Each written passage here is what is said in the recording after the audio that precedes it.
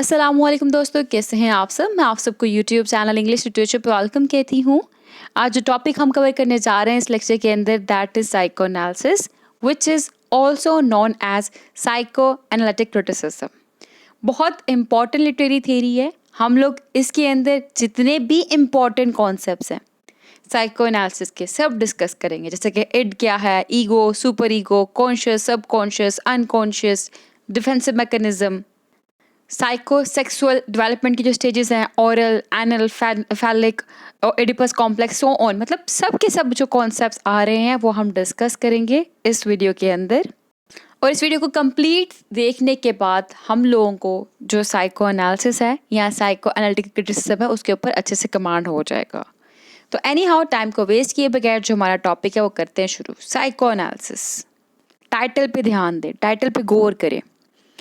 तो इसके दो पार्ट बन रहे हैं, एक है साइको, दूसरा है analysis. Psycho means something which is related to psyche, ठीक है, और एनालिसिस मतलब जांच पड़ताल करना, एनालिसिस करना, इन डेप्थ स्टडी करना, ठीक है।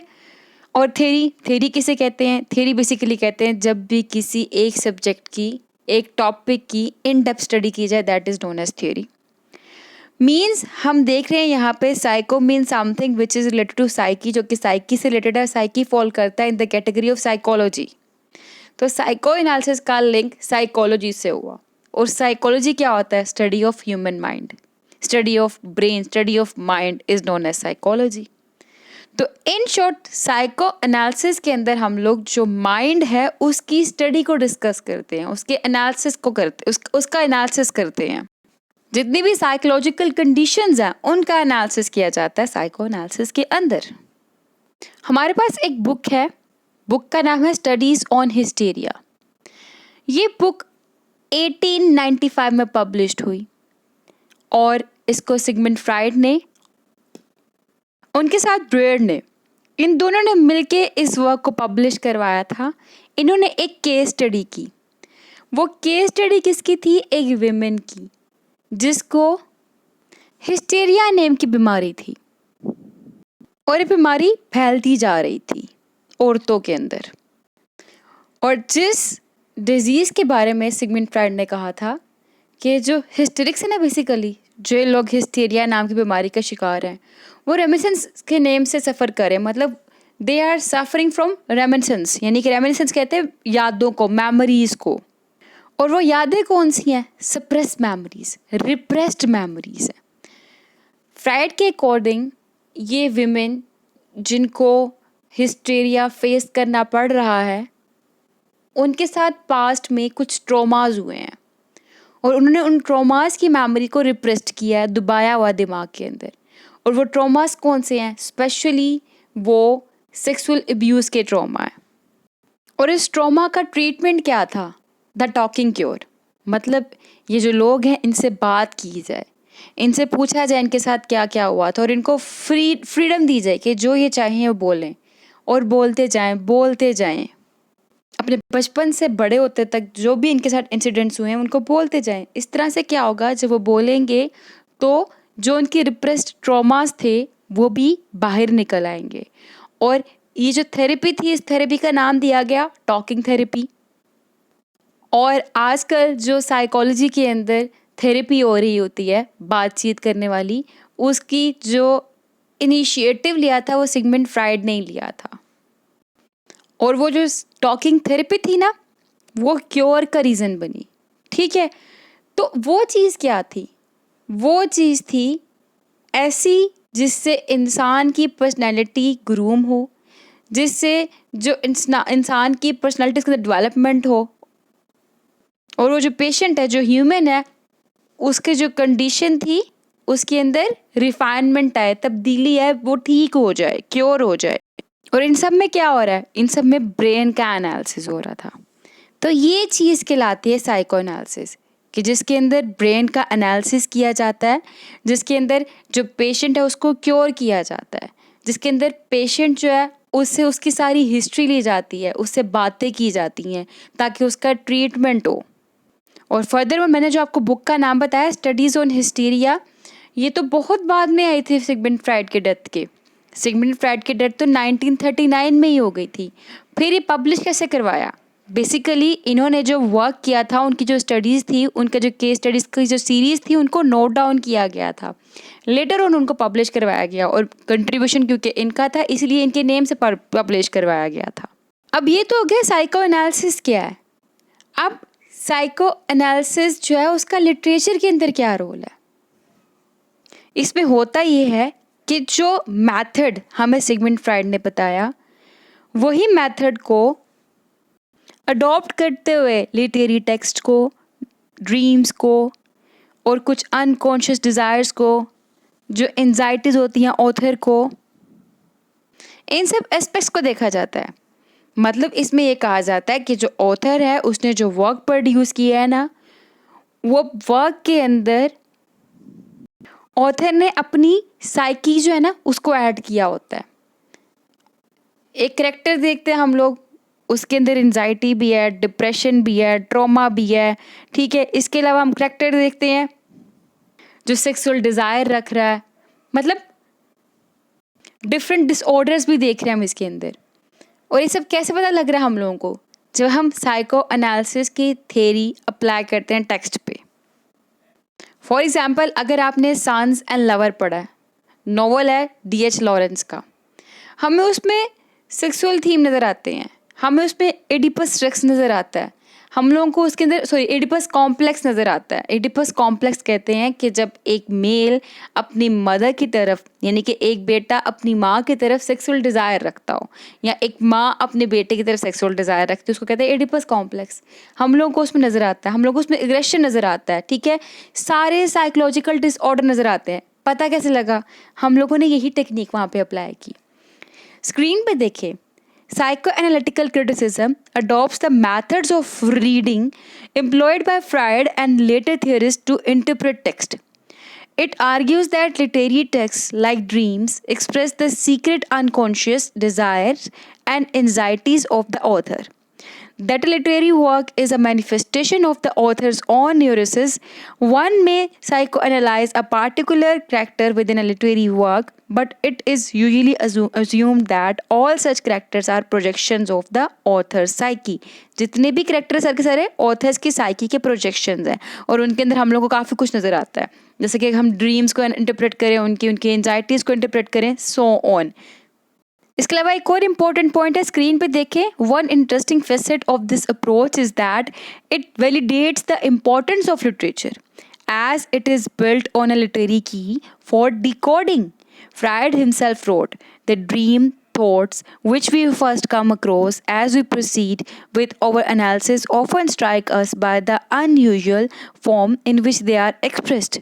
They are not clothed in the prosaic language usually employed by our thoughts, but are on the contrary represented symbolically by means of similes and metaphors in images resembling those of the poetic speech." अब यहाँ पे बताया कि sometimes हमारे कुछ dream होते हैं, कुछ इमेजेस होते हैं, कुछ चीज़ें होती हैं जिनको हम लोग एज इट इज़ पेज के अंदर प्रेजेंट नहीं कर सकते, हम उनको सिमिलीज मेटाफर यूज़ करके प्रेजेंट करते हैं राइटिंग के अंदर, ठीक है। और वो भी क्या है, वो भी हमारी साइकी को प्रेजेंट करता है, साइकी को रिप्रेजेंट करता है। तो ये इसका रोल है लिटरेचर के अंदर। यानी कि अगर हैमलेट है तो वो परेशान है, तो क्यों है? हैमलेट का बिहेवियर एक मैड मैन की तरह है, वो क्यों है? हैमलेट इतना क्यों सोचता है, ठीक है। तो क्या हम उसका क्या कर रहे हैं, फिर हम ब्रेन का एनालिसिस कर रहे होते हैं लिटरेचर के अंदर। अगर फॉर एग्जाम्पल हम बात करते हैं सन्स एंड लवर्स के अंदर पॉल की, तो पॉल जो है वो हर टाइम कॉन्फ्लिक्ट में रहता है।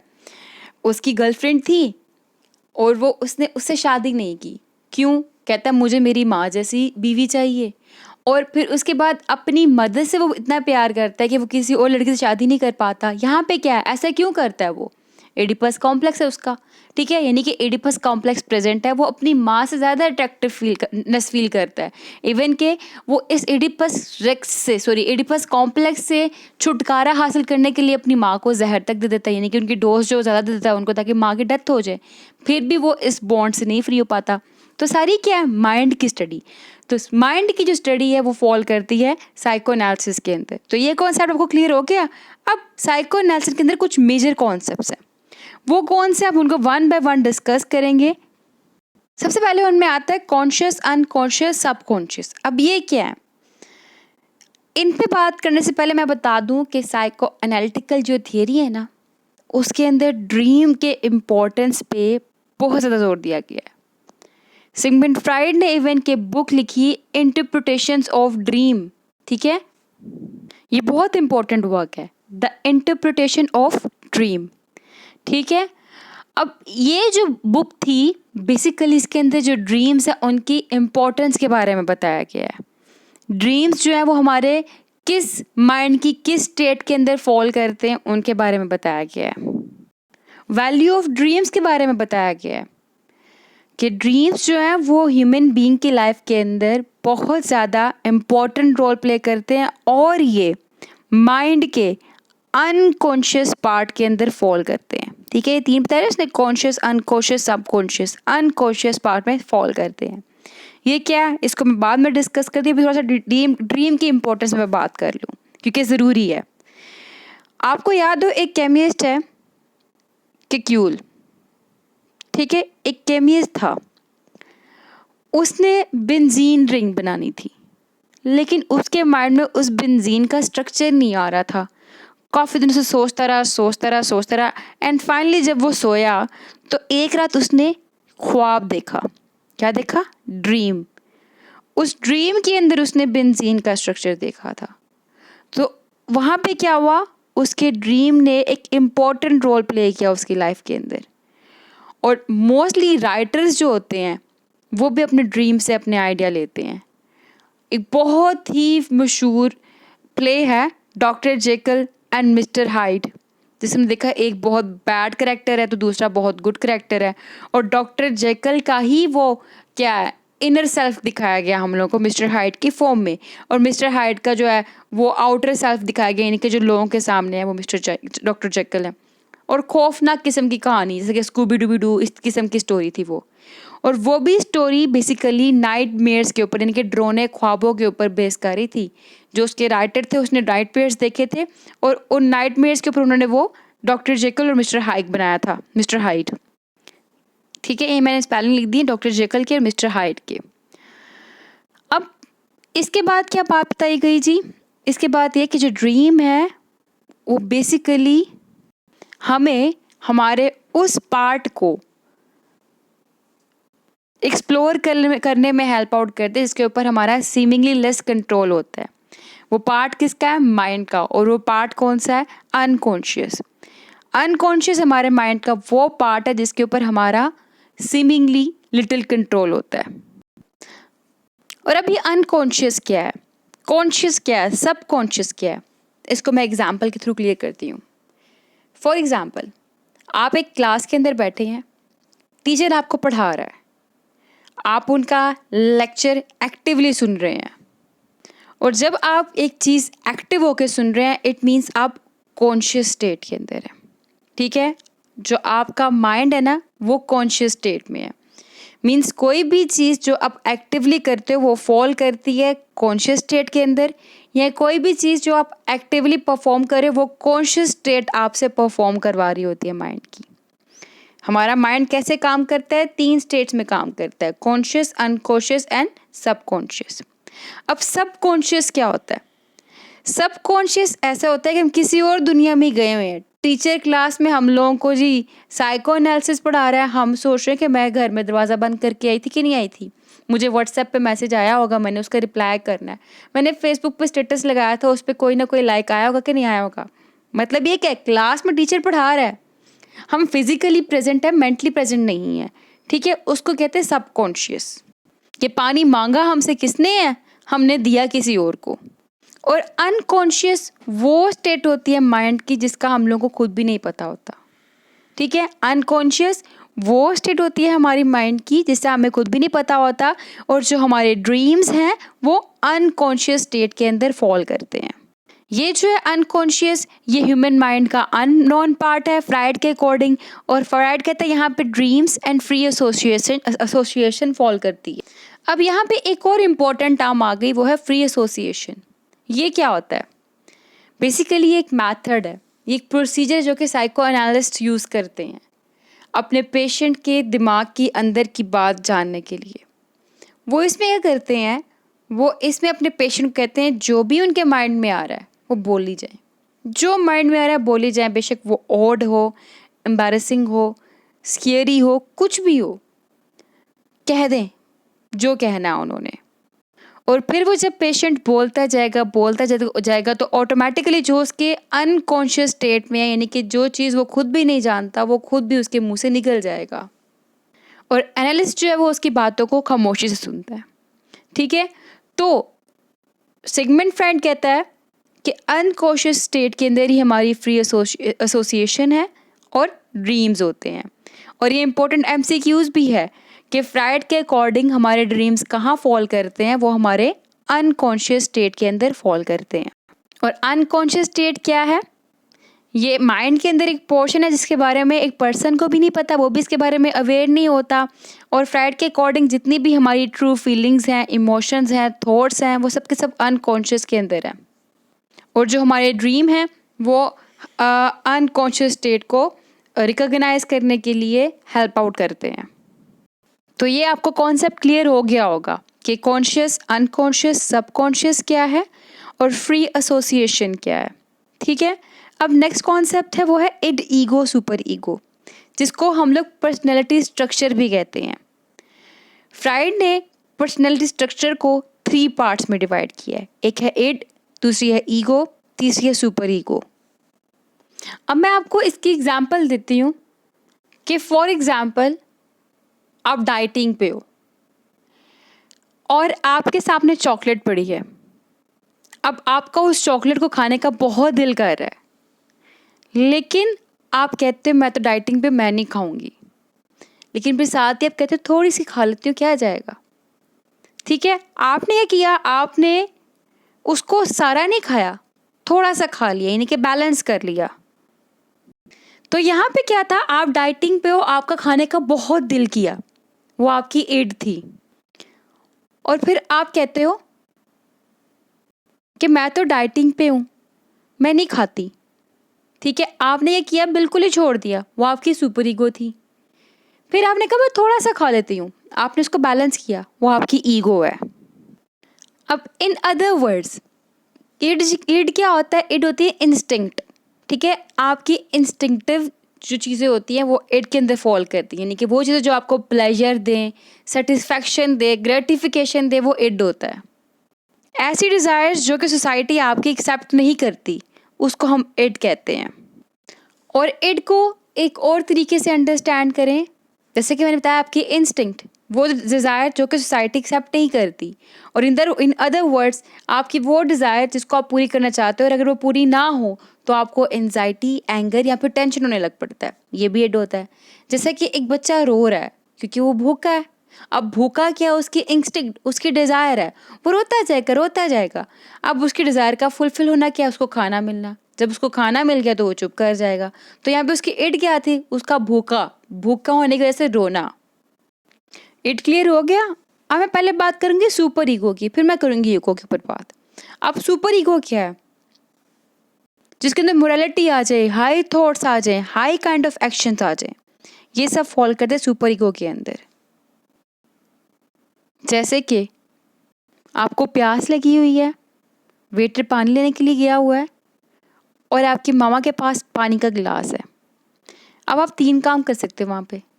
एक, आपने अपनी मामा से पानी का गिलास छीन के पी लिया वेटर का इंतज़ार किए बगैर। दूसरा, आपने बिल्कुल भी पानी नहीं पिया। तीसरा, आपने वेटर का इंतज़ार किया, जब वो आया तो उससे पानी लेके आपने पिया है। ठीक है, ये 3 काम किए हैं ना। अब पहला काम क्या था कि आपने अपनी मम्मा का गिलास लेके पानी पी लिया, मतलब छीन के पानी पी लिया, वो आपकी इड हो गई। दूसरा काम क्या था? आपने बिल्कुल भी पानी नहीं पिया, सुपर ईगो हो गई। तीसरा काम क्या था? आपने वेटर का इंतज़ार किया, जब वो आया आपने पानी डाला, फिर आपने पिया, वो आपकी ईगो हो गई। तो ईगो बेसिकली बैलेंस करती है इड और सुपर ईगो को। और ईगो जो है पर्सनैलिटी को डिसऑर्डर नहीं होने देती, ईगो बैलेंस मेंटेन रखती है। ईगो जो है हमारी फीलिंग्स को भी सप्रेस कर देती है। और हम लोगों ने अपनी ईगो को जब मेंटेन रखना होता है, हम डिफेंसिव मैकेनिज़्म का यूज़ करते हैं। किसका यूज़ करते हैं? डिफेंसिव मैकेनिज़्म का। अब डिफेंसिव मैकेनिज़्म क्या है? मैंने बताया डिफेंसिव मैकेनिज्म को यूज़ करके हम हमारी ईगो को मेंटेन रखते हैं, और वो डिफेंसिव मैकेनिज्म क्या है? Regression, reaction, repression, defence, deny, projection, displacement. अब ये अनदर इम्पॉर्टेंट टर्म है, ठीक है। वो क्या है? Regression, reaction, repression, defence, deny, projection, displacement. ये सारे क्या है? डिफेंसिव मैकेनिज्म है। ये ऐसे डिफेंसिव मैकेनिज्म होते हैं, ऐसे प्रोसीजर होते हैं जो कि हमारी ईगो को एक्सटर्नल थ्रेट से प्रोटेक्ट करने के लिए हेल्पफुल होते हैं। जैसे कि रिप्रेशन, फॉर एग्जाम्पल किसी के साथ बुरा हुआ है तो क्या करता है? जो बुरी सोचें होता है ना, उनको ब्लॉक कर देता है। Blocking unpleasant thought put that thought unconscious. जो हमारी बुरी सोचें होती है ना, उनको अनकॉन्शियस स्टेट में ले जाता है। रिप्रेशन ये काम करता है। रिग्रेशन क्या होता है? इसमें इंसान जो है वो चाइल्डिश बिहेवियर करता है, उसको स्ट्रेस और टेंशन होता है, उनसे रिलीफ के लिए वो रोना शुरू कर देता है, या फिर उसने जो चीट किया होता है उस चीट के ऊपर भी वो रिग्रेट करने लग पड़ता है, ठीक है। ये रिग्रेशन का एलिमेंट होता है।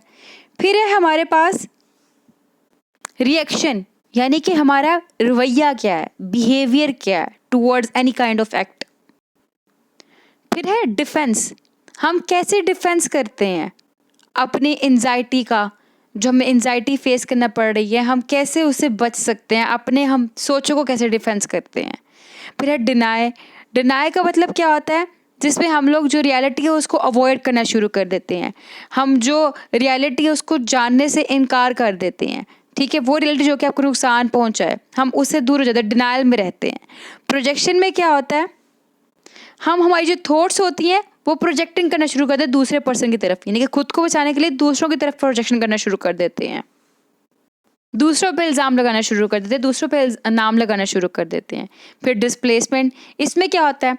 यानी कि बॉस ने अगर आपको गाली दी है तो आप उसका गुस्सा आके अपने खानदान के ऊपर निकालने लग पड़ते हो, अपने से नीचे के ऊपर निकालने लग पड़ते हो। बॉस है, बॉस ने गाली दी अब आपको, आपने गाली दी दूसरे छोटे वर्कर को, फिर छोटे वर्कर ने अपने घर जाके जिस पे जोर चलता है उसको गालियाँ निकालना, उस पर गुस्सा निकालना, ये है displacement.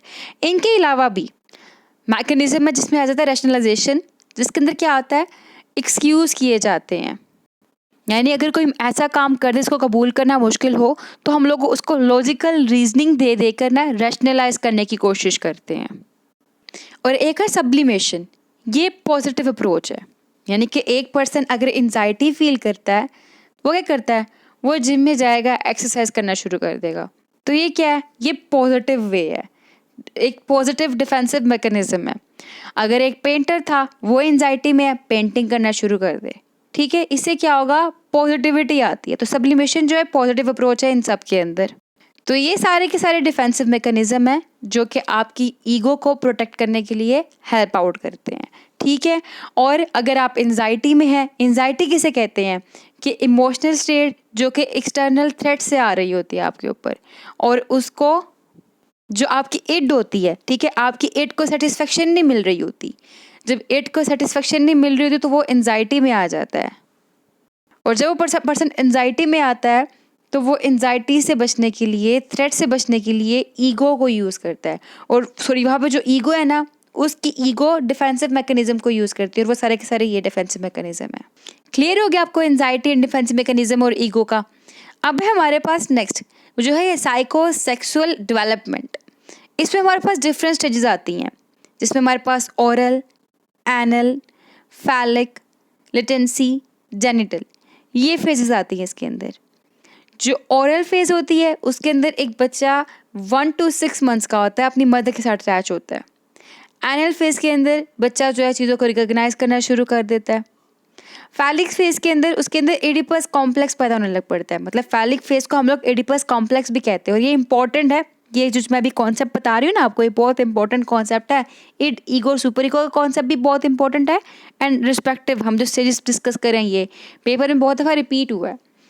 Any how phallic phase को एडिपस कॉम्प्लेक्स भी कहते हैं। एडिपस कॉम्प्लेक्स में मैंने बताया कि बच्चा जो है वो अट्रैक्शन डेवलप करना शुरू कर देता है टुवर्ड्स मदर, ठीक है। इसमें बच्चे की ग्रोथ हो जाती है काफ़ी, और फिजिकल रिकॉग्निशन उसको होने लग पड़ती है, बायोलॉजिकल सेंसेस का उसको पता लगने लग पड़ता है, और जो चाइल्ड है उसकी बायोलॉजिकल अटैचमेंट होना शुरू हो जाती है इस फेज़ में।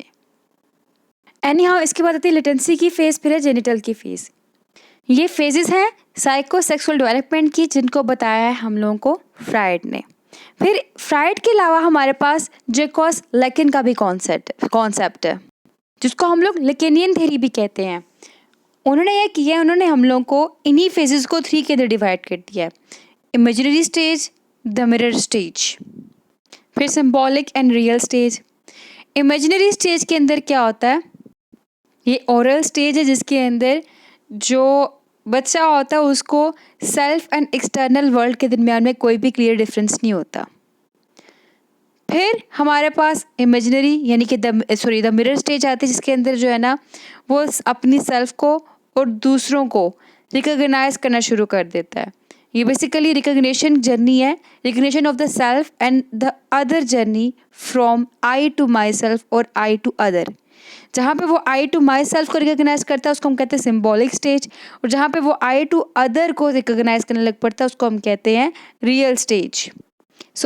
रियल स्टेज वो स्टेज होती है जहाँ पे वो राइट एंड रॉन्ग के दरम्यान में जो डिफरेंस होता है उसको फाइंड आउट करना शुरू कर देता है कि ये चीज़ गलत है, ये चीज़ सही है, ठीक है, इसको करना मुनासिब, इसको करना मुनासिब नहीं है। ये आती है रियल स्टेज के अंदर, जिसमें वो I to other and other to I को रिकॉग्नाइज करना शुरू कर देता है, उसको हम कहते हैं सिम्बॉलिक स्टेज। यानी जो सिम्बॉलिक स्टेज है ये द मिरर स्टेज का ही पार्ट है। इसके अंदर हमारे पास सिग्निफायर एंड सिग्निफाइड का कॉन्सेप्ट आता है। फॉर एग्जाम्पल उसने शीशे में अपना अक्स देखा, अपना रिफ्लेक्शन देखा, तो वो सिग्निफायर है। उसे देखकर जो इमेज ले लिया वो उसका सिग्निफाइड हो जाएगा। ये है हमारा सिम्बॉलिक के अंदर। फिर रियल स्टेज मैंने बता दिया जहाँ difference between right and wrong find out करने के काबिल हो जाता है, वो होता है रियल स्टेज। ठीक है, ये स्टेजेस किसने बताई हम लोगों को, लैकन ने। इसको लैकनियन थ्योरी भी कहते हैं। तो ये फेज है जो कि ह्यूमन बीइंग की साइकी को और उसको डेवलप करने में हेल्प आउट करती हैं। ठीक है, यानी कि ह्यूमन बीइंग के माइंड को डेवलप करने में हेल्प आउट करती हैं।